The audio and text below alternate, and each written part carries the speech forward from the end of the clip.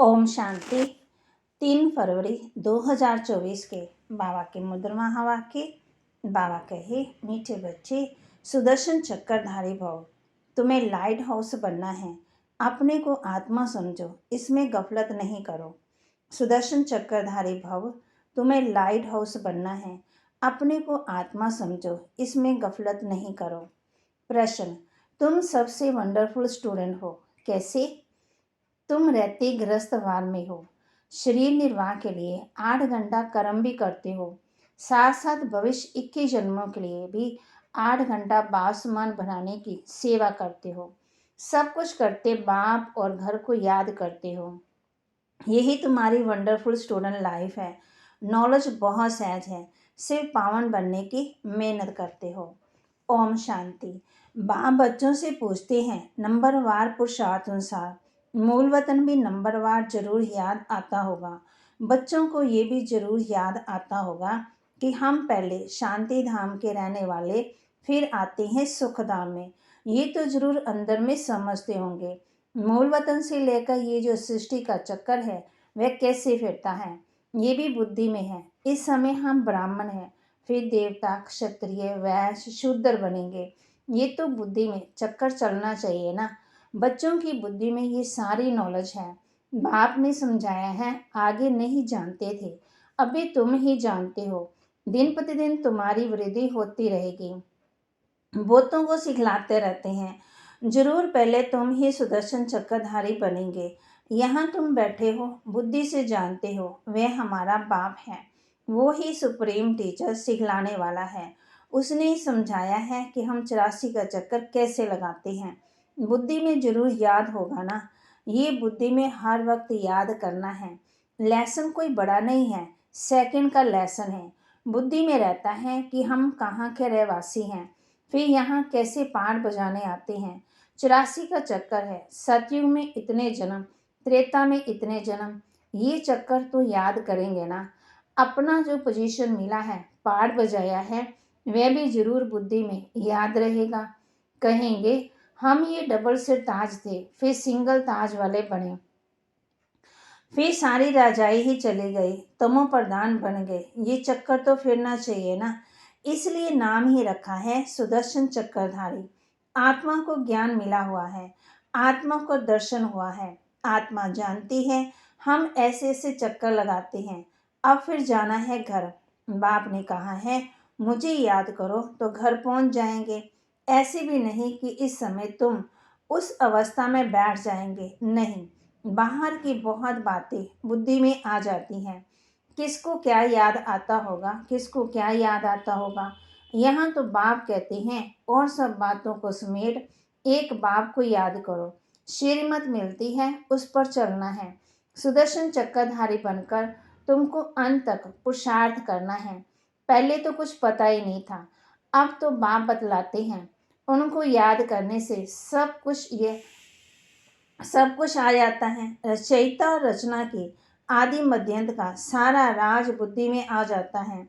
ये तो पाठ मिलता है ना, सबक मना लेसन, उसको तो घर में भी याद कर सकते हो। ये है बुद्धि से समझने की बात। तुम वंडरफुल स्टूडेंट हो। बाप ने समझाया है, 8 घंटा आराम भी बल करो, 8 घंटा शरीर निर्वाह के लिए काम भी करो, वह धंधा आदि भी करना है। साथ में ये जो बाप ने धंधा दिया है आसमान बनाने का, ये शरीर निर्वाह हुआ ना, वह है बाबा कहे अलग काल के लिए, और ये है 21 जन्म शरीर निर्वाह के लिए। तुम जो पाठ बजाते हो उसमें इसका भी बहुत भारी महत्व है। जो जितनी मेहनत करते हैं उतनी ही बाद में भक्ति में उनकी पूजा होती है। ये सब धारणा तुम बच्चों को ही करनी है।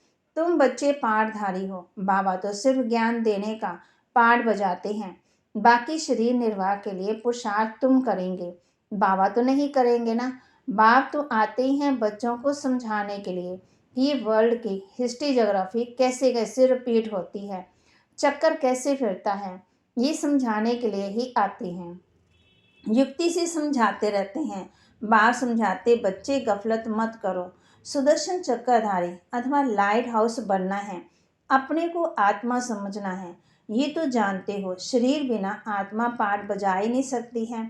मनुष्यों को कुछ भी पता नहीं है, बल तुम्हारे पास आते हैं, अच्छा अच्छा करते हैं, परंतु सुदर्शन चक्रधारी नहीं बन सकते हैं।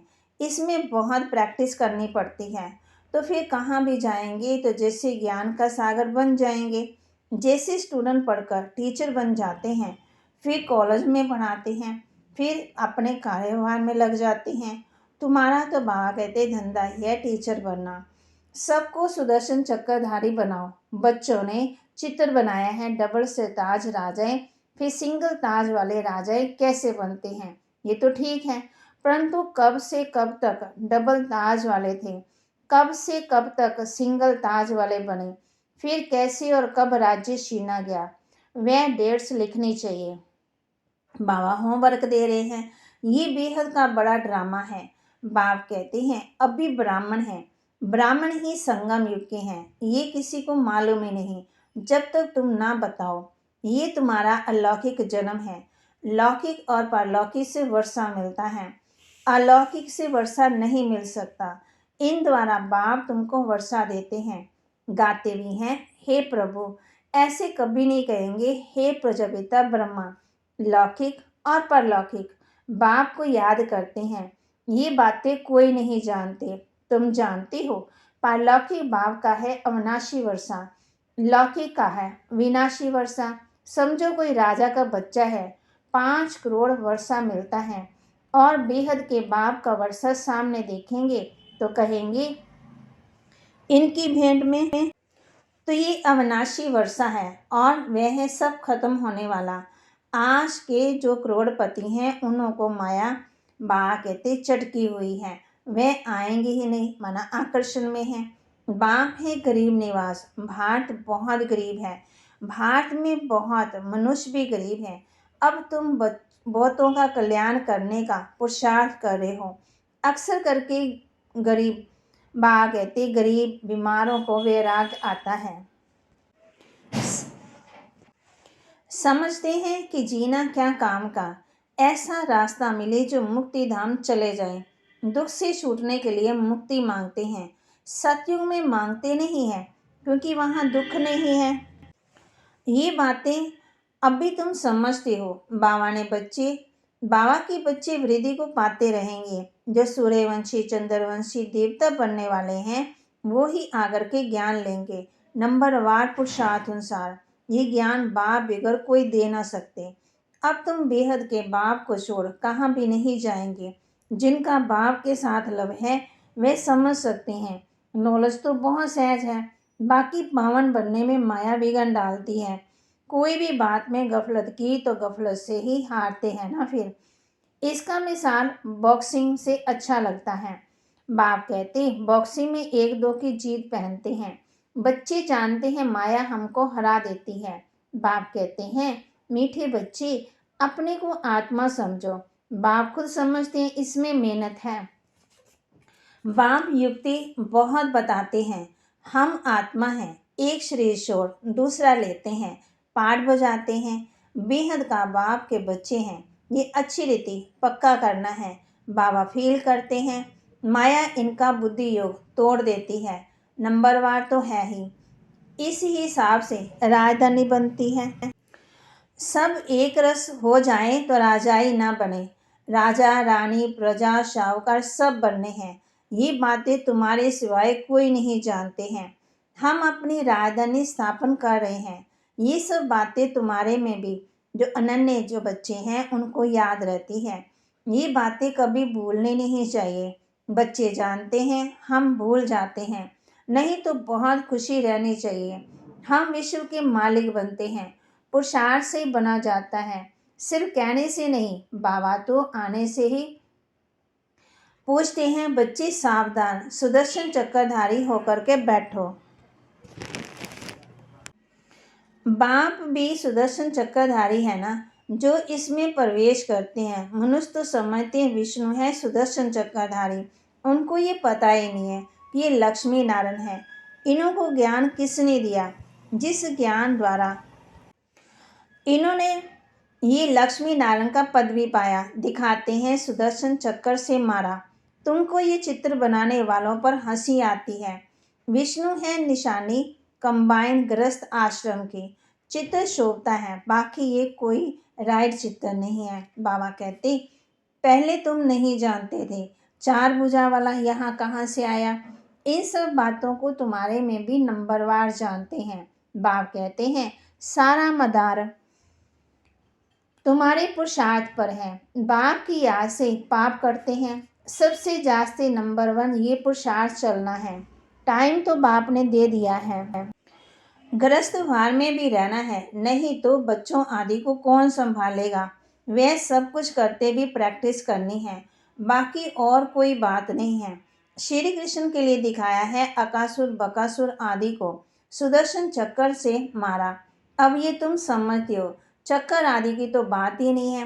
कितना फर्क है, ये बाप ही समझाते हैं। मनुष्य मनुष्य को समझा नहीं सकते, मनुष्य मनुष्य की सदगति कर नहीं सकते। रचना और रचना के आदि मध्यंत का राज कोई समझा नहीं सकेंगे। सुदर्शन चक्र का अर्थ क्या है, सो भी अब बाप ने ही समझाया है। शास्त्रों में तो कहानियां ऐसी बनाई है जो बात मत पूछो। देवताओं को भी हिंसक बना दिया है। अब इन सब बातों पर एकांत में बैठ विचार सागर मंथन करना होता है। रात्रि को जो बच्चे पहरा देते हैं, उन्हें टाइम बहुत अच्छा मिलता है। वे बहुत याद कर सकते हैं। बाप को याद करते सुदर्शन चक्र फिराते रहो। याद करेंगी तो खुशी में नींद भी फिट जाएगी। जिसको धन मिलता है वह बहुत खुशी में रहता है, कभी उदासी कभी मूड ऑफ झुटके नहीं खाएगा। तुम जानते हो, हम एवर हेल्दी वेल्दी बनते हैं, तो इसमें अच्छी रीति लग जाना चाहिए। ये भी अब बाप जानते हैं। ड्रामा अनुसार जो कुछ चलता है वह ठीक है, फिर भी पुरुषार्थ कराते रहते हैं। अब बाप शिक्षा देते हैं। ऐसे बहुत हैं जिनमें ना ज्ञान ना योग, कोई बुद्धिवान विद्वान आदि आ जाए तो बात कर ना सके। सर्विसेबल बच्चे जानते हैं हमारे पास कौन कौन समझाने वाले अच्छे हैं। फिर बाप भी देखते हैं ये बुद्धिवान पढ़ा लिखा आदमी अच्छा है और समझाने वाला बुद्धू है, तो खुद प्रवेश कर उनको उठा सकते हैं, नॉलेज दे सकते हैं। तो जो सच्चे बच्चे हैं वह कहते हैं हमारे में तो इतना ज्ञान नहीं था जितना बाप ने बैठ इनको समझाया। कोई को तो अपना अहंकार आ जाता है, ये भी उनका आना मदद करना ड्रामा में पार्ट नूंदा हुआ है। ड्रामा बड़ा विचित्र है, ये समझने में बड़ी विशाल बुद्धि चाहिए।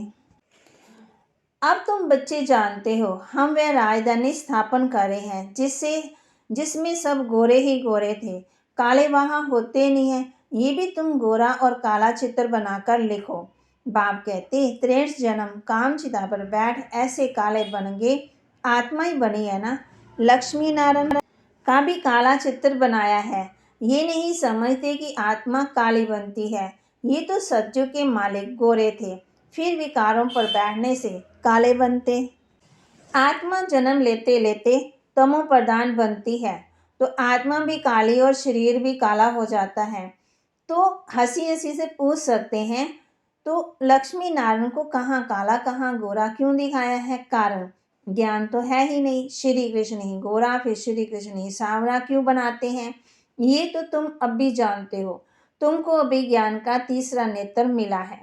अच्छा, मीठे मीठे सिकिलते बच्चों प्रति माता पिता बाप दादा का याद प्यार और गुड मॉर्निंग। रूहानी बाप के रूहानी बच्चों को नमस्ते।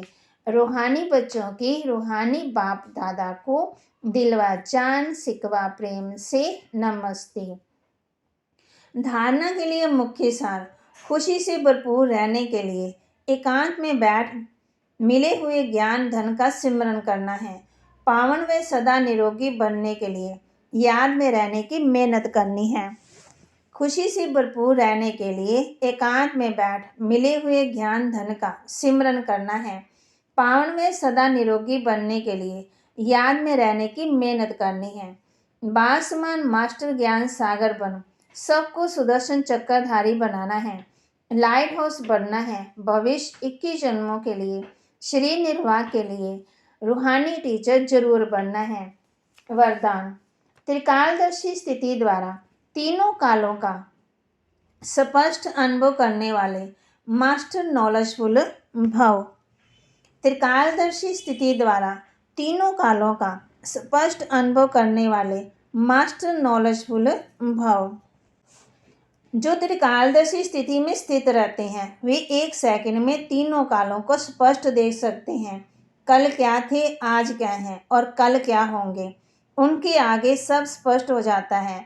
जैसे कोई भी देश में जब टॉप पॉइंट पर खड़े होकर सारी शहर को देखते हैं तो मज़ा आता है, ऐसे ही संगम युग टॉप पॉइंट है।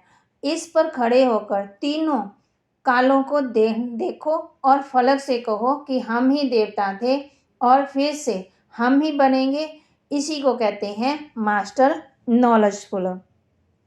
स्लोगन, हर समय अंतिम घड़ी है, इस स्मृति से एवर रेडी बनो।